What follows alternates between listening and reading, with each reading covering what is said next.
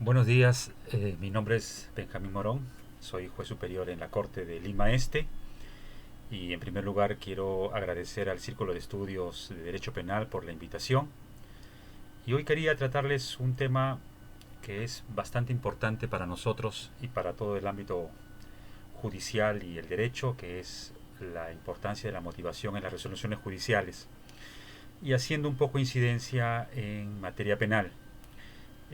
No voy a hablarles de algún delito o dogmática penal, sino básicamente de lo que nosotros hacemos cuando emitimos una resolución que tiene una característica en todos los ámbitos, pero una incidencia muy especial en el derecho penal por lo que está en juego en ese tipo de procesos.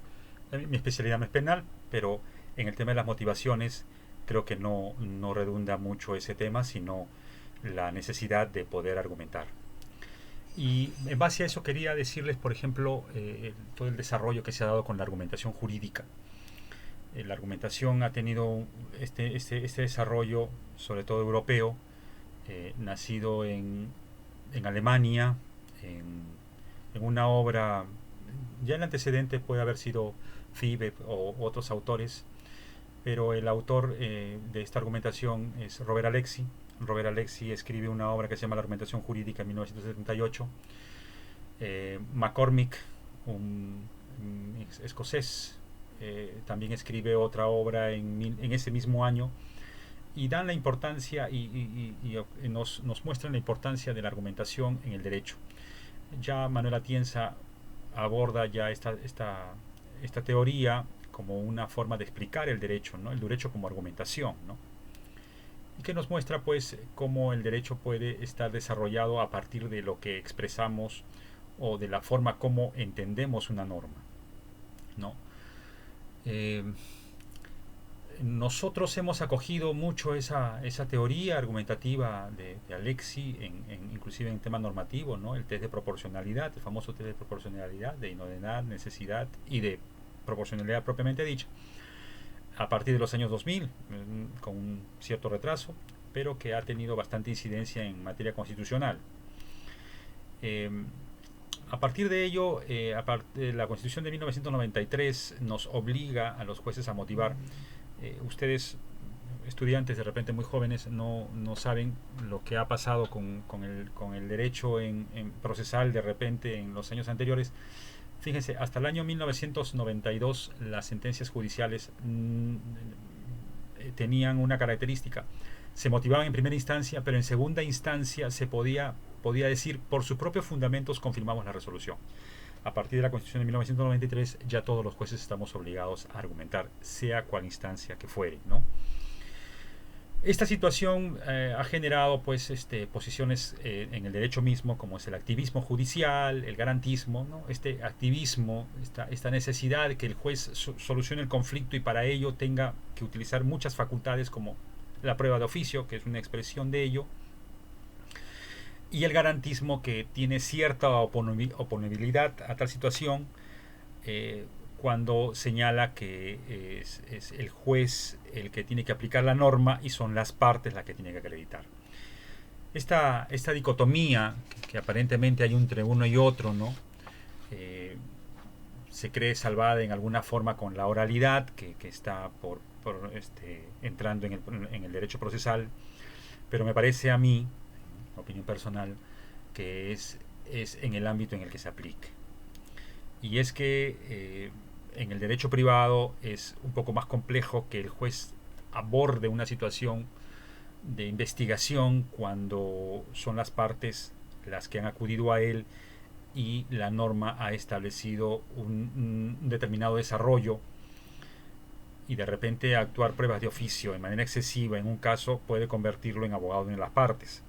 En el derecho privado son las partes las que tienen que acreditar sus hechos. El juez tiene una facultad extraordinaria, pero debe ser desarrollada con mucha cautela. Actualmente existe ya un proceso de una casación, un pleno casatorio que se está por dilucidar sobre la famosa prueba de oficio, ¿no? Que nos va a dar algunas luces sobre cuál es la posición de la Corte Suprema con relación a estos temas, ¿no? Y esto nos lleva a este tema de la de lo que ha sido la facultad de motivar o la obligación de motivar y las posiciones del garantismo lleva a una situación que está definida, por ejemplo, con qué hacer con la prueba, o sea, qué se busca de la prueba, ¿no? Entonces, el, el activismo considera, por ejemplo, que el juez está en la obligación de obtener la verdad material, ¿no? A diferencia del garantismo, que hay una situación que es las partes las que acrediten, en consecuencia la verdad será la verdad procesal. Ahora, como les decía, en el ámbito penal sí hay una necesidad de una verdad material, porque lo que hacemos es reconstruir hechos. En el derecho penal se reconstruyen hechos. Situación que, por ejemplo, no lo encuentran ustedes en el derecho constitucional, ¿no? En el derecho constitucional, lo que se busca es una interpretación de la norma. En una acción de amparo lo que se interpreta es el alcance de una norma constitucional y si ésta afecta o no, por ejemplo, en un caso a un ciudadano, no a un particular. La contraposición entre el bien público y el bien individual, ¿no? No se da tanto, pero sí en el derecho penal o en el derecho sancionatorio, ¿no? En el cual sí queremos saber qué sucedió. Y ahí viene el tema de la prueba indiciaria, la prueba directa y todo el desarrollo que se va a dar y que no es momento ahora. Pero en materia penal, en una situación, y en materia sancionatoria, que también quisiera abordar levemente el tema, estamos ante una restricción de derechos, ¿no? Ante una sanción, ante una posibilidad que el Estado imponga una carga a un ciudadano. La motivación exige que sea más rigurosa, ¿no? Sobre todo cuando se impone la sanción, ¿no? En una absolutoria, de repente, en falta de pruebas, es menos complejo, porque si no se ha hallado pruebas o el fiscal no ha acreditado, digamos, el delito cometido por el ciudadano, obviamente que no va a necesitar más situación, ¿no? El Tribunal Constitucional ha abordado este tema en una sentencia que de repente algunas personas de ustedes la conocen, en una sentencia que ya tiene sus años, pero que tiene vigencia, y es en el famoso caso de Juliana Yamoja, ¿no? Entonces, que eran de repente ustedes, las estudiantes un poco jóvenes, para conocer el caso deberían de leer esa sentencia, la 728-2008, acción de amparo, acción de habeas corpus, 728-2008. Es el caso de un parricidio, una chica que en una discusión con su madre en una cocina sucedieron un corte de luz en plena discusión cuando se fueron a las manos, y una de ellas coge un cuchillo, y en ese forcejeo y en esa oscuridad lo que más o menos se sabe del caso es que terminan dándole muerte a la mamá. Es un parricidio muy conocido, es un caso que es muy interesante y que podrían revisarlo para que tengan conocimiento. Bueno, en ese caso se condenó a la hija, y la defensa de la hija, de la sobreviviente, interpuso un habeas corpus alegando infracción normativa con respecto a la motivación, ¿no? Y el tribunal se pronunció y le dio la razón, anuló la sentencia, no la liberó, pero determinó que el órgano supremo debía dictar una nueva sentencia.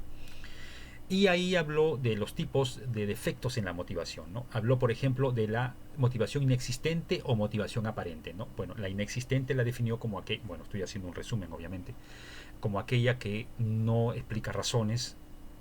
La aparente es aquella que da ciertas razones, pero que no tienen incidencia o no tienen nada que ver con el caso, y que lo que hace es crear una falsa sensación de que se está motivando. Sucede mucho en los casos judiciales, muchas veces hay sentencias de ese tipo cuando los jueces, pues, bueno, me incluyo, no quiero decir que lo haga, pero bueno, hablo en primera persona del plural, señalando, por ejemplo, que la doctrina señala que el delito de tal cosa es tal cosa, y esto y lo otro y lo otro. Hablamos de lo genérico y luego concluimos de que la persona ha incurrido en el delito, y eso es una motivación aparente, ¿no? 6, 8 páginas o 10 páginas, pero no se dice nada. También habló de la motivación, la falta de motivación interna del razonamiento.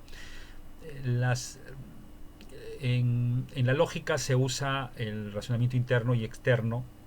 El externo son los elementos que incluimos dentro de un razonamiento, pero la lógica interna en lógica es si A, entonces B, en conclusión C, ¿no? Si A o B, en conclusión C. La inferencia que hacemos mucho en el silogismo que hacemos mucho en el derecho, ¿no? La norma, el hecho y la conclusión, ¿no? Si hay esa situación, si hay una deficiencia en esa inferencia, el tribunal consideró que era una falta de motivación interna. Luego, la justificación de la premisa externa, ¿no? Deficiencia de la motivación externa jurídica es cuando la premisa que yo he utilizado A, B, entonces C, el defecto está en cuando yo hallé la premisa, ¿no? El hecho, por ejemplo, no lo he determinado bien. La norma que me servía de primera premisa no es la correcta, no es la aplicable, ¿no? Luego también habló de la motivación insuficiente. Es aquella que, bueno, tiene un inicio de razonamiento, pero que no termina de desarrollarse, ¿no? Es incompleta, ¿no? Luego habló de la sustancialmente incongruente, y en esto esta incongruencia también está en muchos ámbitos del derecho. Ustedes ya deben haberlo de repente desarrollado en el derecho procesal. Es la incongruencia cuando no se da respuesta a lo que ha sido planteado por las partes, ¿no? La incongruencia civil también es muy conocida y desarrolla un poco más las incongruencias. Ustedes saben que la incongruencia ultra petita es aquella, por ejemplo, que se da más allá de lo solicitado. La extra petita es la que se da algo que no fue solicitado. La citra petita es la que no ha merecido pronunciamiento, es decir, lo solicité y nunca me dieron nada.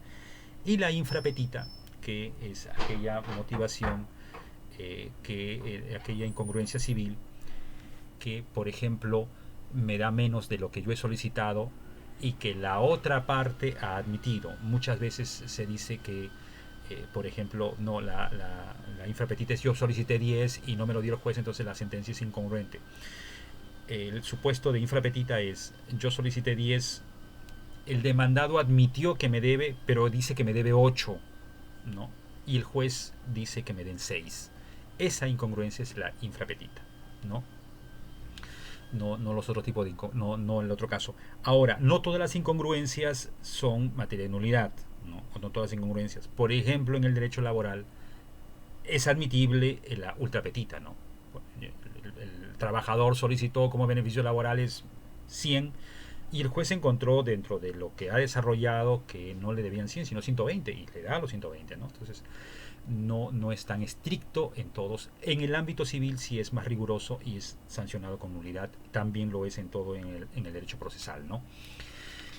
Esta cualificación que requiere, y el tribunal hace referencia a esta cualificación de la motivación cuando se restringe derecho, se sanciona, alcanza no solamente al derecho penal, sino también a todo tipo de expresión sancionatoria que tiene el Estado, no restrictiva. En la sentencia 894-2007, también un habeas corpus estableció tal situación, ¿no? Que toda decisión judicial que contravenga, que restrinja derechos o sancione, debe tener una mayor carga de motivación, ¿no? Esto también se puede trasladar en la expresión sancionatoria del Estado, que no solamente está en el ámbito penal, sino también en el derecho administrativo, ¿no? Entonces, por ejemplo, en la ley del contencioso administrativo dice que cuando se restringe derecho o es sancionador, la carga de la prueba la asume la administración, ¿no? La asume la administración. Como premisa general, dice todos deben acreditar su dicho, o todos deben acreditar lo expresado, salvo que en materia sancionatoria o en restricción de derechos es la administración la que tiene la carga de la prueba, ¿no? Y eso también se traslada, por ejemplo, a los principios que ha recogido la ley administrativa, ¿no? La 27444, cuando establece una serie de requisitos para desarrollar la labor sancionatoria, ¿no? De respetar principios básicamente como el de legalidad, debido procedimiento, tipicidad, causalidad, presunción de licitud, no de inocencia sino de licitud en el ámbito administrativo de licitud, el ne bis in idem, e incluso también la irretroactividad de las normas donde se recoge la retroactividad benigna, es decir, si la administración ha considerado que tal acción ya no constituye falta y están tramitando un procedimiento sancionatorio contra mí, obviamente esa retroactividad se me aplica, ¿no? Entonces, esta como expresión de la facultad sancionatoria del Estado que da tanto en el ámbito penal como en el ámbito del derecho administrativo. Bueno, me dieron unos minutos, creo que me he explayado demasiado.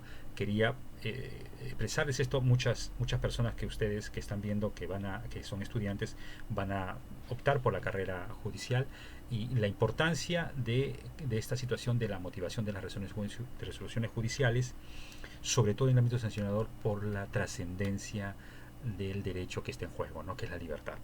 Es, es, es, es una situación muy delicada el condenar a alguien a una cantidad de años preso, porque es una carga que no solamente incide en el derecho de la persona, sino en su vida y en su familia y en todo el ámbito, personal y familiar, ¿no? Y social, ¿no? Entonces, para ellos hay que tener mucha certeza de que la persona es culpable y haber cumplido con todos los parámetros para quebrar la presunción de inocencia. Nuevamente quiero agradecer al Círculo de Estudio de Derecho Penal y, bueno, despedirme en esta oportunidad y esperando que pronto podamos poder tener otra oportunidad para conversar. Muchas gracias, buenas tardes.